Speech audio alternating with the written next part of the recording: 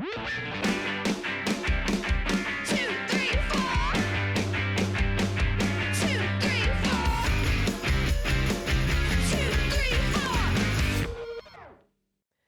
fellow law nerds. Welcome to another episode of Boom Lawyered, a Rewire News Group podcast hosted by the legal journalism team that really needs cisgender people to stop both sidesing the ongoing trans genocide. Thank you very much. I'm Imani Gandhi, Rewire News Group's editor-at-large. And I'm Jess Pieklo, Rewire News Group's executive editor. Rewire News Group is the one and only home for expert repro journalism that inspires you to stand up for trans folks. And the Boom Lawyered podcast is part of that mission. So big thanks to our subscribers and a welcome to our new listeners and viewers. So look, Imani and I are all about the jokes, but the reality is what we're going to talk about right now is not that funny. There is an all-out assault right now on gay and trans folks, the likes of which we haven't seen in at least 20 years. We've got hundreds of bills being introduced to eradicate LGBTQ folks from society, an ongoing fear-mongering campaign that has seen legacy newspapers like the New York Times not even able to step up and away from their own anti-trans coverage and do things like, I don't know, bring on a trans reporter to talk about the issues at hand. You know, we've got right-wing extremists threatening actual genocide and mincing words around this by attempting to, quote-unquote, ban transgenderism. It is clear that trans folks are under siege. And that's what we're going to talk about. The first thing we're going to talk about is this Lavender Scare that has been ongoing for the past couple of years now. For those who don't recall, because you might be wee babes in the woods, the Lavender Scare, well, I mean, I wasn't alive during the Lavender Scare either because it happened in the 50s, right around the Red Scare, right? It was this sort of targeted fear-mongering campaign aimed at ferreting out and removing gay government employees from public service. And, you know, this is right in the 50s at the height of McCarthyism, so it's very much tied to these sort of fascist, anti-people, anti-democracy movements. I'm really glad that we're starting with this background because, A, I think you're right. There are a lot of folks who don't know that at one point in our history, there was an actual movement to eradicate gay and trans folks from public life, from public service, but that it is here again. It is. And it's just very distressing. And as a person, I mean, I've talked about this before, but I have letters signed by J. Edgar Hoover authorizing the government, the feds, to go rifling through my grandparents' trash because they were Jewish communists, right? So this is around the time where government was cracking down on people that they didn't like and trying to remove those people from civic society. And that includes gay and trans people. And guess what? As Jess said, we're right back there again. In February of last year, the Movement Advancement Project published a report entitled Under Fire, The War on LGBTQ People in America. The report details the ways in which anti-LGBTQ advocates are attempting to literally erase gay and trans folks from society by doing things like making it impossible for gay youth to be themselves in school, making it impossible for trans youth to be themselves in school. They are banning or fining teachers and schools for even talking about LGBTQ people or issues, right? We have these don't say gay bills that are flourishing again. They're banning books written by LGBTQ authors, written by anybody that talks about LGBTQ people or even have LGBTQ characters in them. They're banning teachers from supporting LGBTQ students. They're disallowing gay and trans teachers from being themselves, and they're even targeting them for firing. They're trying to get them fired out of these fake concerns that LGBTQ teachers, inherently by who they are grooming their students, grooming children. And that's not where it ends. They're also criminalizing and banning transition so that trans folks just can't be themselves, right? when you target transition-related healthcare, which is what these bans do, and criminalizing supportive parents and doctors, you are making a brand new class of criminal citizenry, which is what these bills are designed to do. We've got one in Texas, right? They introduced a bill to make supporting supporting your trans kids and their gender-affirming care child abuse. Child abuse, Imani. Yeah. Wyoming introduced a similar bill this year. Florida has said, hold my beer on this, and will remove children, potentially, if the parents are supporting them in gender-affirming care. All right? It's also prohibiting transgender and non-binary people from updating identity documents like birth certificates, driver's license, ID cards. Very important if you're going to be a person in the world and, I don't know, you get pulled over by the cops, you should have your ID cards match your identity, right? They're trying to pass policies that require government schools and teachers to only recognize sex assigned at birth or inaccurate pronouns.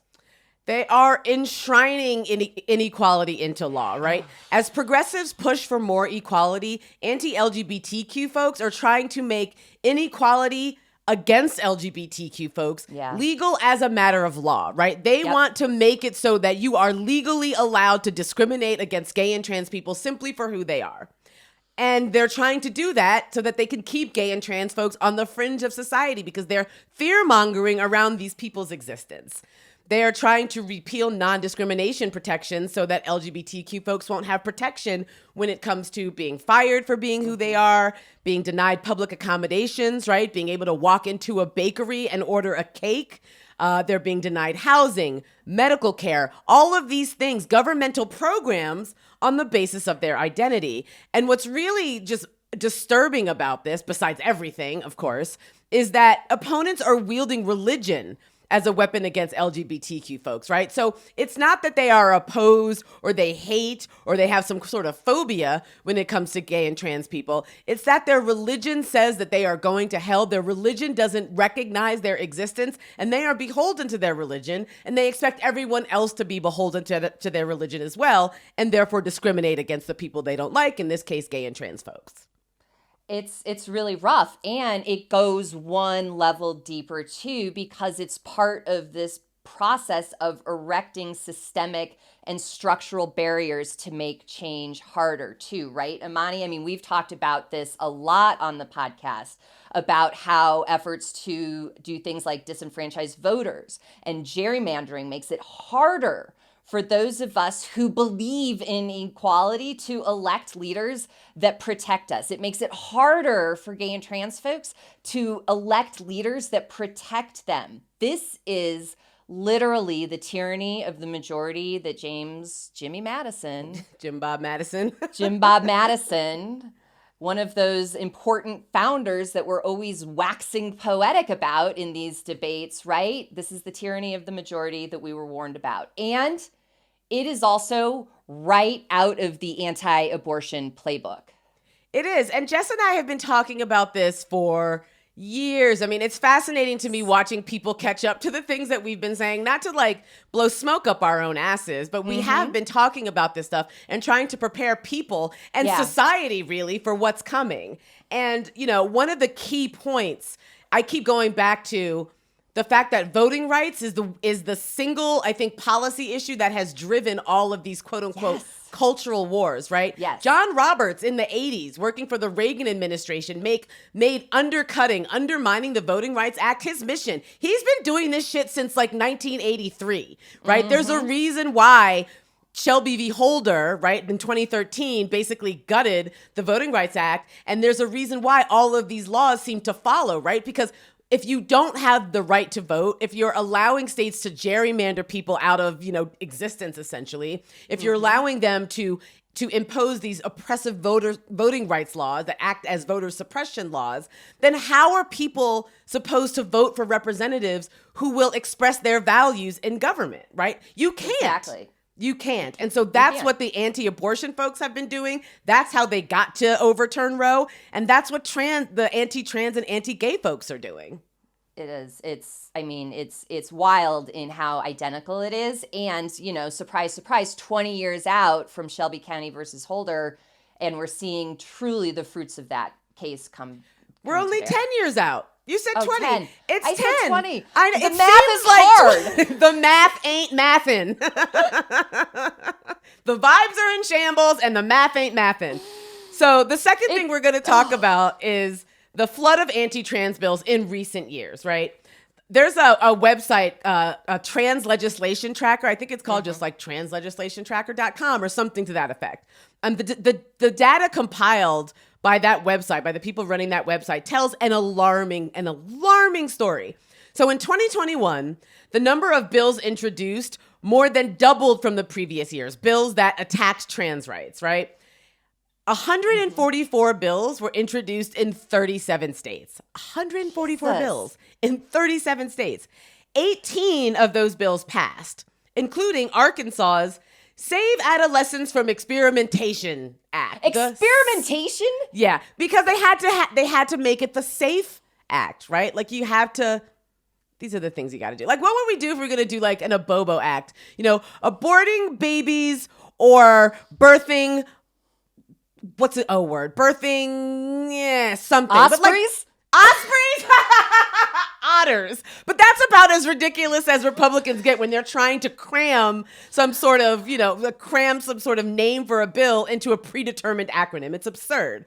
But the SAFE Act, which bans gender-affirming care, became law despite a veto by then Republican Governor Asa Hutchinson, who called the bill a vast government overreach, right? These are the people who are talking. Even the GOP over the weekend tweeted something about, the Republicans want a government so small you can't even see it.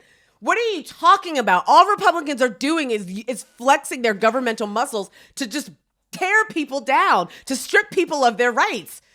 That's like the really only appropriate reaction. And Imani, would it surprise you to learn that in 2022, those bills became even more draconian?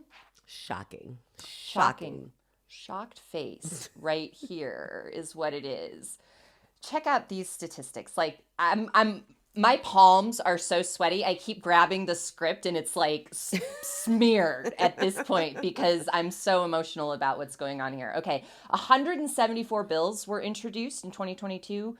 26 passed. Those include laws banning gender-affirming care and creating harsh penalties for providers. Laws enshrining the definition of quote-unquote men and quote-unquote women and blocking trans students from participating in sports. Which all of this grinds my gears. It's all terrible.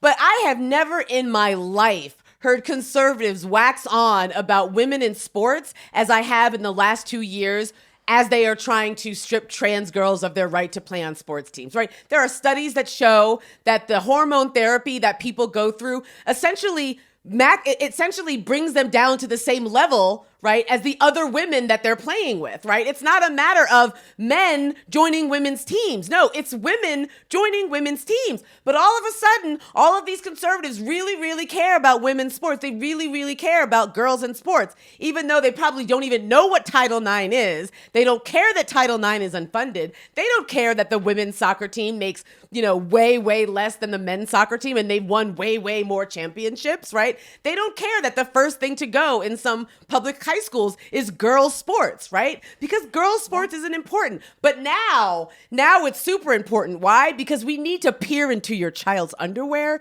to make sure that they have the appropriate genitals. And they have the nerve to call trans people groomers. That's an entire word that Imani Candy just gave you, folks. What do you say? Can't.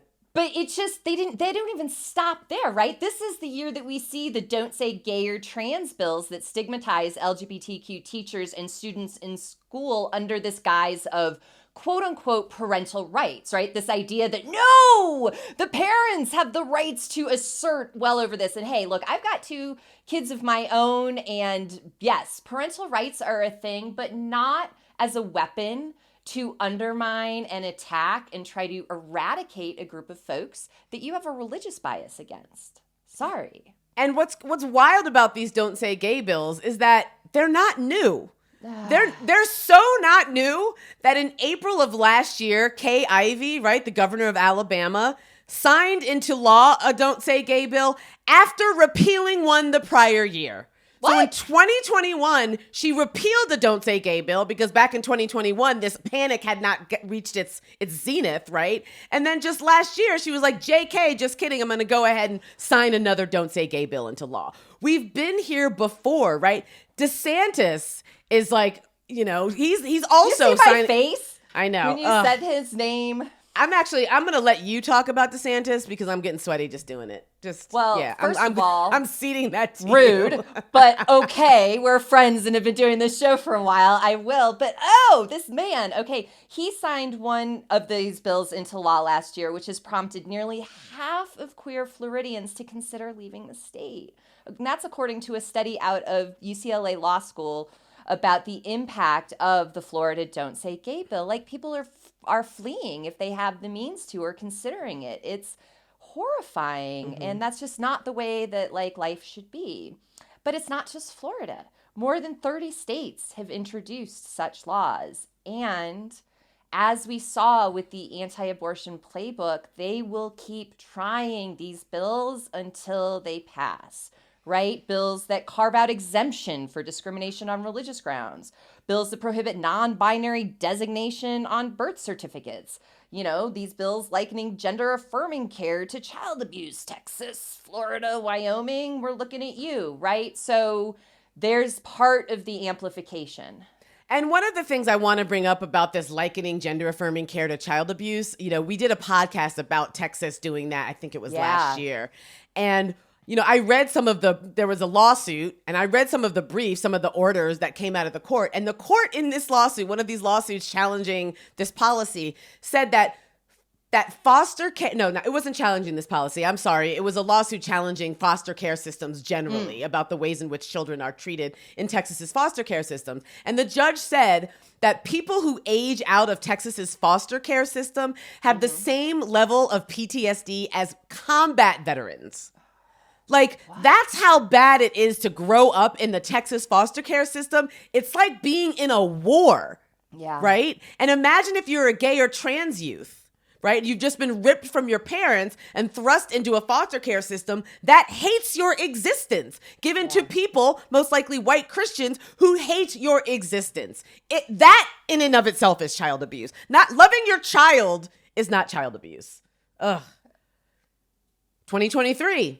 Yeah. It gets worse. The bills got Fucking worse hell. this year. Yeah. So we've got an Oklahoma bill proposing banning gender-affirming care for adults, right? So it's not just children they're concerned about. Now it's adults up to age 26 years. And, 26 years. I was going to ask you, the healthcare expert, why does 26 years old ring a bell to you? Did you see me just jump all over you're myself? Like, call on me! Pick me. I have the answer.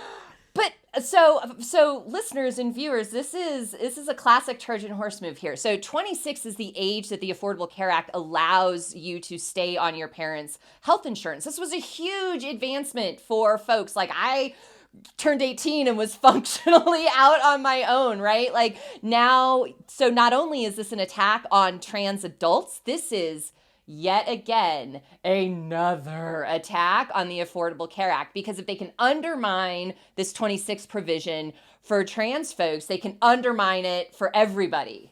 I'm so fucking mad. I'm sorry. Go on. Physicians who provide gender-affirming care could be subject to felony charges and the loss of their medical license. What? Yeah.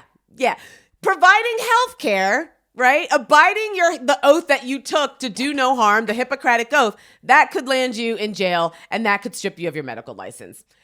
We already talked about the Wyoming bill that would make gender-affirming care child abuse. There's just lots more fuckery in school going on besides the Don't Say Gay or Trans bills. There's an Arizona bill which would encourage parents to report and ban books which, quote, promote gender fluidity or gender pronouns. How do you promote a pronoun? It's just a bit of grammar. Everyone has pronouns.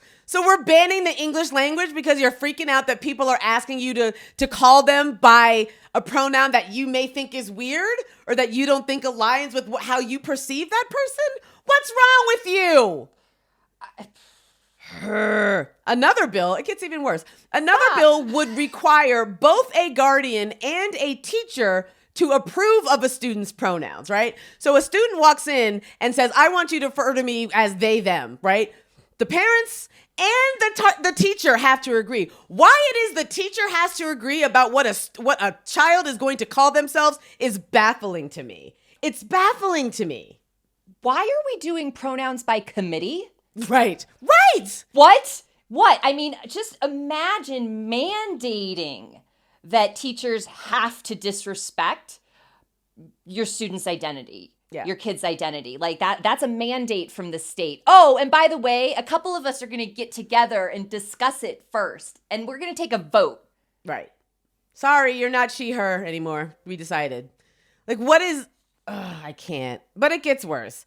Right? We've seen this wave of just absolute freak out over drag shows, right? Yes.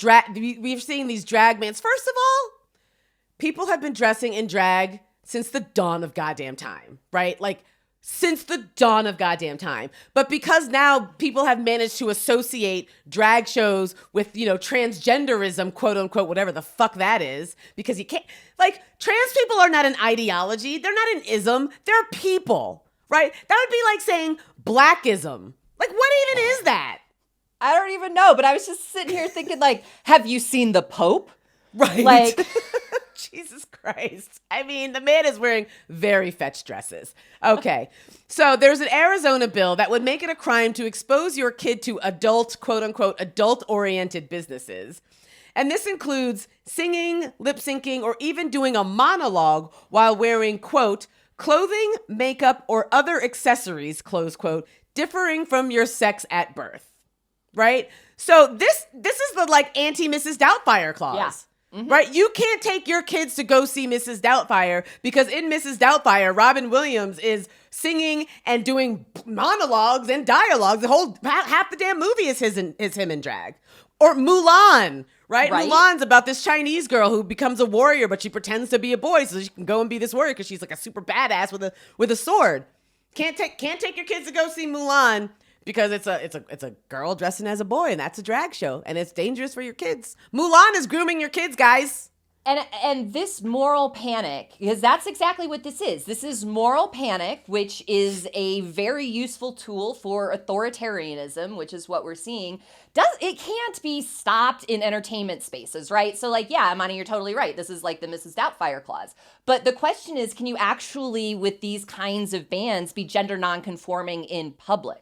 Right. Generally, as a proposition. If you are gender nonconforming in any way, shape, or form, and you are speaking at a rally, mm-hmm. right? If you are gender nonconforming and you are proselytizing on the street corner, can you do that anymore? I don't know. I don't know. It's vague, and that's the point. Yep. Okay, so 2023 is remarkable in a terrible way for something else. Because this is where we see the beginning of national anti-trans legislation. So, like abortion, don't think that this fever around banning whatever they want to ban is going to stay in the states. As soon as they can pipeline this up to Congress, they will. So you're going to love this. No, you're actually going to hate it. I'm not going to love it. You're fully going to hate it. Did you know that we have a Women's Bill of Rights, Imani? Oh, yeah, I'm sure it includes stuff like equal pay and, the right to bodily autonomy and, Completely. All of that kind of stuff, right? The fuck it does not. What it includes is an attempt to erase trans recognition by the federal government and define man or woman or boy or girl by a person's assigned sex at birth.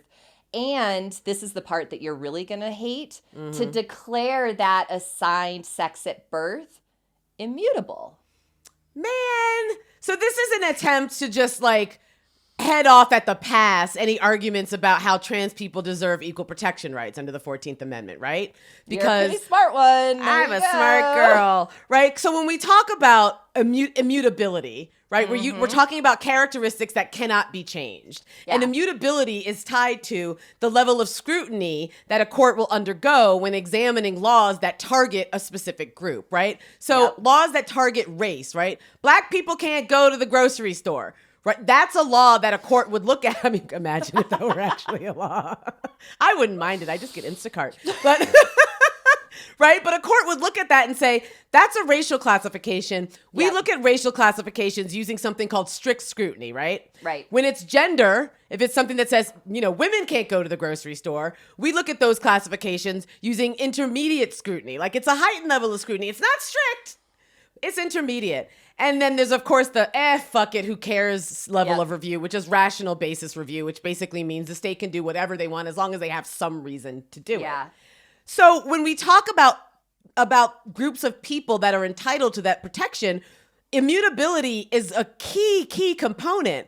And what's fascinating to me is that now we're having an argument about immutability on both sides. On the one hand, people who believe in trans rights and believe that trans people are people and understand that that gender dysphoria is something that is very difficult for trans people to undergo, and transitioning helps them deal with that. It's a medical condition, and transitioning is the medical care that is indicated for that transition, right? And so in my view, and in the view of people who have two brain cells to rub together, gender identity is immutable, right? I mean, you talk to trans people and they say they felt this way from a young age, right? Yeah. And another thing that bugs me about immutability, guess what's considered immutable that is 100% not immutable?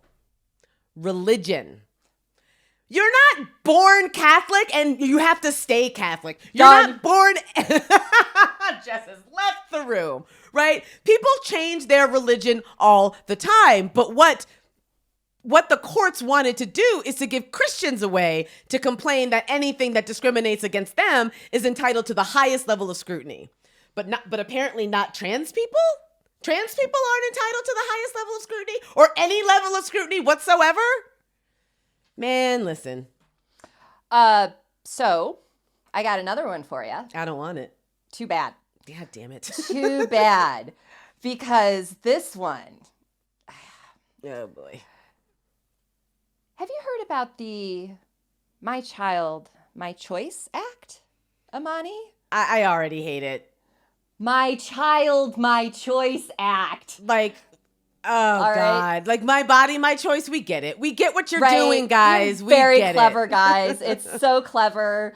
This abomination would require a teacher to get written consent from parents anytime a lesson on gender identity, sexual orientation, or transgender studies is to be taught. Now get this. If 50% don't want the lesson taught, it can't be taught. So once again, we're doing it by committee, folks. We're just crowdsourcing, like, whether or not people can learn certain topics in school?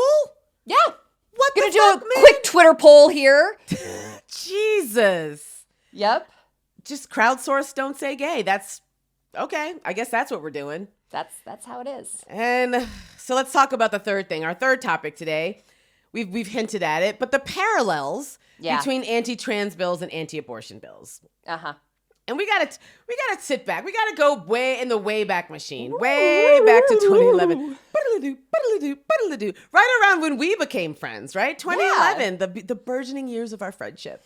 That was when the Tea Party exploded onto the political scene, and we saw this new flood of anti-choice bills just swamp legislatures across the country. A lot of model bills, a lot of bills drafted by organizations like Americans United for Life or ALEC, where they just sort of pass these bills around to different red state legislators, and they just fill in the blanks. It's Mad Lib bills is essentially what it is. Definitely. Bills of various absurdity and scientific legitimacy were introduced over and over and over again until the federal judiciary was so borked that it was willing to accept the constitutionality of these once unconstitutional bills, right? What these people were doing, they were just Texas, for example, started introducing a 6-week ban like back in like 2013, and they kept introducing it over and over and over for fucking 10 years until it finally passed, right? Yep.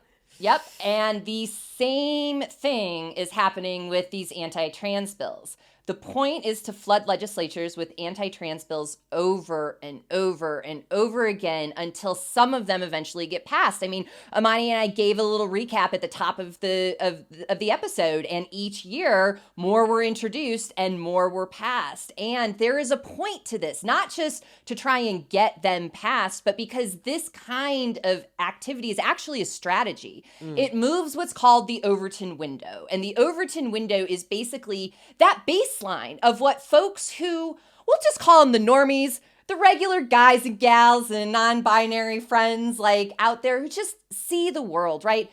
If we are introducing more and more legislation and each round of it is more and more extreme, what becomes the center shifts. Is ever more radicalized to a conservative position. And that's what's happening here. That's how concern over women's sports and girls in sports can morph into a ban on gender-affirming care for adults up to 26. It's the Overton Window shift, and that's the strategy that's at hand. And if you think about it, like think about John Kasich, right? In Do I Ohio. have to? I really don't want to. I really would rather not. But John Kasich vowed, Yeah. I think it was 2 or 3 years ago, when a 6-week ban came across his desk, he was like, oh no, we're not doing a 6-week ban. It's way too extreme. It's just 2 weeks after a person knows they're pregnant. No, we're not going to do that. But this 20-week ban that's on my desk, now that's pretty reasonable. We all can agree that sluts shouldn't be getting abortions after 20 weeks, right? When in fact, you know, once upon a time when we had the rule of law, when we had Roe v. Wade before the court went rogue, there were rules. And the rule was pre-viability. We used to sing a song about it, right? Pre-viability abortion bans are unconstitutional. I mean, that was the rule. Whether it was a 20-week ban, a 6-week ban, a 10, 12, 14, 18-week ban, they were all as unconstitutional as the rest of them. But, you know, when you're talking polite society, you're like, 6 weeks, terrible. 20 weeks, maybe. And so that's what they're doing with trans bills. Right. Don't they have a point? Yeah. So, Jess. Yeah? We got to talk about Anthony Kennedy. We got to talk about Anthony Kennedy and how he turned out to be a punk. That's the fourth thing we're going to talk about today. Yeah, he's a punk. Tony Kennedy's a punk. He's a punk ass, right? We're still mad at Tony. And we've been saying this for years, but here's why. When Anthony Kennedy renounced, I said renounce. He renounced his position. I mean, that's essentially what he did, right? He renounced his position on the court and everything that he said he fucking stood for. But when he announced his retirement, it truly did feel like a betrayal of his legacy when it comes to equal rights for LGBTQ people, right? Like, he seemed to ride pretty hard for LGBTQ folks, like over the course of his career, for someone who was relatively conservative. Yeah, I mean, for a Republican dude. Right, exactly. But, you know, he had rulings in cases like Lawrence v. Texas, which decriminalized sodomy, Obergefell v. Hodges, which decriminalized same-sex marriage. And in these cases, he talks a really good game about the dignity of LGBTQ people, right? It is undignified to not let them get married and divorced in the same way that hetero couples do, right? It's undignified to peer into the bedrooms of gay folks and say, here's what you can and cannot do with a consenting partner.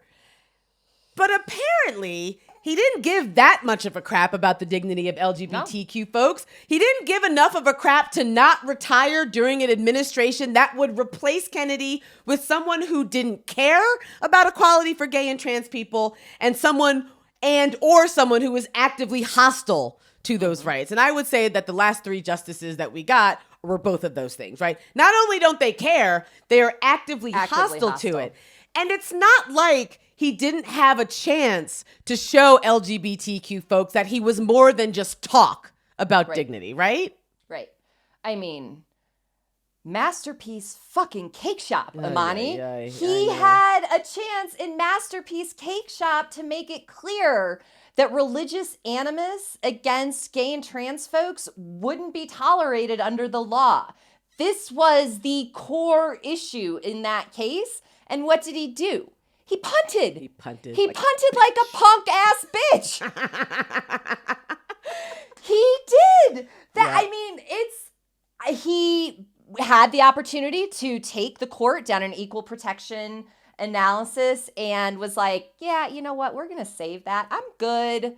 Let's hold that for another day. Instead, what he did was just kind of cater to the religious right that had complained in that case that the Colorado Civil Rights Commission was too mean to Phillips, this guy who didn't want to bake a cake for gay couples because of his religious beliefs. And how were they mean to him, Imani? They were mean to him. The Colorado Commission of Civil Rights was mean to him by pointing out things like the historical truth that the First Amendment had been used as a weapon to try and shield folks from complying with anti-discrimination laws, that people had made First Amendment religious claims against things like racial integration, against Social Security at one point. Like, that's what the Colorado Commission of Civil Rights pointed out. And Kennedy was like, yeah, you know what? That seems sus. That's mean. That's really mean. Why would you say that Christianity was used to prop up slavery? I mean, that's... I demand an apology. I mean, I demand pistols at dawn because this is just rude. But I mean, that's like turned out to be a punk ass bitch. He also could have done the same thing in Obergefell v. Hodges, right? The same-sex marriage case. And the more I think about that case, the more I absolutely fucking hate it. Oh, yeah. You know, and I, at the time, it was such a huge deal at the time. I mean, it really was because, you know, gay folks tried during the Obama administration really, really hard to move him off of being, you know, off of supporting policies that discriminated against gay people. It was under Obama that Don't Ask, Don't Tell got repealed, right? Yes. It was under Obama that the American Care Act, the Affordable Care Act, the Affordable Care Act included that section 1557 that says, you got to provide care to trans people. You can't discriminate against trans people. And so when 2015 came around with Obergefell, we were all overjoyed. But here we are like 7-8 years later, and I kind of hate it. Lisa Needham, who is a friend of the podcast, contributed to RNG, and our Brandy Carlisle pal. But she wrote about how Kennedy's opinion is backfiring. Yeah. Like, it is. Lo these many years later, because of his insistence in making sure that bigots don't feel like bigots, right? Mm-hmm. You can't make bigots feel like bigots because it's mean and it's sad. And she described it as Kennedy basically writing very fine people on both sides language in his opinion, right? Yeah. Like, you gotta serve the gay folks cakes, but also you gotta not be mean when religious people want to discriminate against gay people because of their religion. It's horse shit. Yeah. I'm still mad. Roberts read his dissent from the bench in Obergefell. And his gay sister was in the freaking gallery. My God. And his dissent was like, you hurt my feelings. Yeah. I'm sad. I'm not a bigot, man. Again, where, Imani, is the equal protection analysis? Where is it here? Where? I Look can't under find your chair. It. Seriously, because had we just had a sliver of equal protection analysis when the court had the opportunity to, it would have given LGBTQ activists some idea of what was to come as they are looking for full equal rights in non-marriage contexts, right? Because Obergefell, these decisions should build on each other so that if you can't discriminate against gay and trans folks in marriage licenses, you can't also discriminate against them in rental housing, in mortgages, right? Like, this is how civil rights works. I mean, he alluded to an equal protection analysis in his opinion, right? Great. The idea that sexual orientation should be granted some level of heightened scrutiny was implicit in Kennedy's decision, Obergefell. Implicit, not explicit, because God forbid he be explicit about it. But he even used the term immutable, right? That term immutable is rearing its head again in this episode. He used the term immutable to describe sexual orientation. Again, that's the touchstone of determining the level of judicial scrutiny to use when we're talking about discriminating against a quote unquote discrete and insular minority. That means a group of people who don't have the political power to make change for the better for themselves because there's just not enough of them, right? There are just not enough trans voters. They're just not enough gay voters to affect the sort of widespread change that needs to happen. But he never discussed in the opinion what level of scrutiny courts should apply to sexual orientation cases. And it would have been so easy for him to do so. Yeah. Because are there any more people in the country right now that are under siege than gay and trans folks? Trans folks especially? Trans women of color especially? I don't know. There's not. But instead, he just wanted to talk about their dignity rather than talking about something that he could do as a matter of law to protect these people. Okay. Ugh. So I can't believe I'm going to do this, but to be fair, to be fair-ish, no court has engaged in an equal protection analysis, right? So like maybe that's asking a little too much of Tony Kennedy. No, but like I'm trying here, okay? We've got like even Anne Claire Williams, a Black Clinton appointee to the 7th Circuit, punted on this question and the equal protection analysis in her landmark decision recognizing transgender student rights to use bathroom facilities that align with their gender identity. Okay, so like it and to Imani's point earlier, it was hard to move liberals on this issue. Mm-hmm. Barack Obama was not a supporter of marriage equality on his presidential run. He was moved there. Mm-hmm. And it wasn't because he was pandering to the right. It was because he was afraid of losing Democratic voters. Okay? But the reality is Tony Kennedy had an opportunity and power and ability and passed on all of it. Mm-hmm. And because he punted like the punk ass bitch that he is, we have the Bostock decision. Yeah. And that's a statutory decision. And it's vulnerable and under attack. And we've talked about that on the pod. So Bostock is, for our new listeners. Bostock is the decision that Justice Gorsuch wrote, and we gave him a little too much credit for this too, that says under Title VII, the law that prohibits employment discrimination, that you can't be fired for being gay or trans. Yeah, yeah. I mean, Anne Claire Williams may not have done that, but that opinion, the Ash Whitaker case, was a boss-ass opinion, number one. And number two, I'm still mad at Tony because he's a goddamn Supreme Court justice, and he had multiple opportunities to engage in an equal protection analysis. And if he had done so in Obergefell, then I bet Anne Claire Williams would have also, because she would have had some hint from above, right, from the court above her, that this was an analysis that needed to be made. So... yeah, still mad, Tony. But the bottom line is that we have 6 Federalist Society captured stooges on the Supreme Court who don't care about protecting the civil rights of trans people and who are actively hostile to trans people. The goal is to punish trans people for existing, to make life difficult for trans kids to exist. It's pure cruelty for cruelty's sake. And I have to say, in light of the sort of discourse that has gone on since that jackass Michael Knowles stood up at CPAC and said, we have to eradicate transgenderism, I've seen far too many well-meaning centrists, right? And they tend to be white guys. These just well-meaning centrists who are like, he didn't say that he wants to kill transgender people. He said he wants to eradicate transgenderism. Well, first of all, as I said earlier, transgenderism is not an ideology. There's no such thing as transgenderism, just like there's no such thing as blackism. But, in addition, it just seems to me that people are parsing language. They're splitting hairs. They're playing semantic games because they are too chicken shit to take a strong stand. And why are they too chicken shit?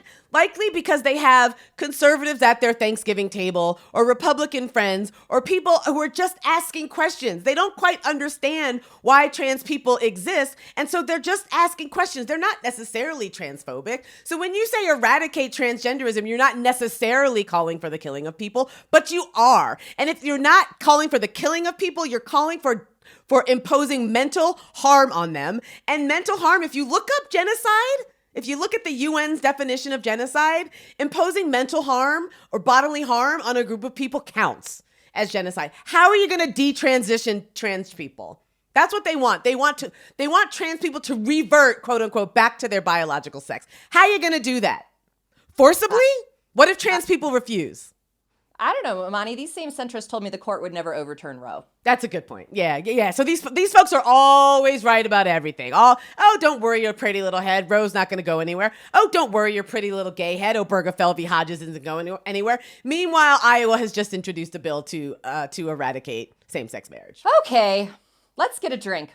Let's go get a drink. If you'd like to get a drink with us and talk about any of this stuff, talk about why it is that you should support trans rights and why it is especially if you are a cis gay, they are coming for you too. So don't be a pick-me queer, please. If you would like to do any of these things, talk about this with us, follow me on Twitter at Angry Black Lady. Follow Jess on Twitter at Hegemommy, HEGEMOMMY. Follow Rewire News Group on Twitter, on Instagram, and on YouTube. If you sign up for YouTube to get the little notifications, you'll find out exactly when our podcast goes live. And if you don't want to look at us, I don't know why you wouldn't, because we're gorgeous, but it's okay. You can get your podcast where you normally do: Apple, Google Play, Spotify, etc. Let's get a drink, Jess. What are we going to do first, though? We are going to see you on the tubes, folks. We're going to see you on the tubes, folks.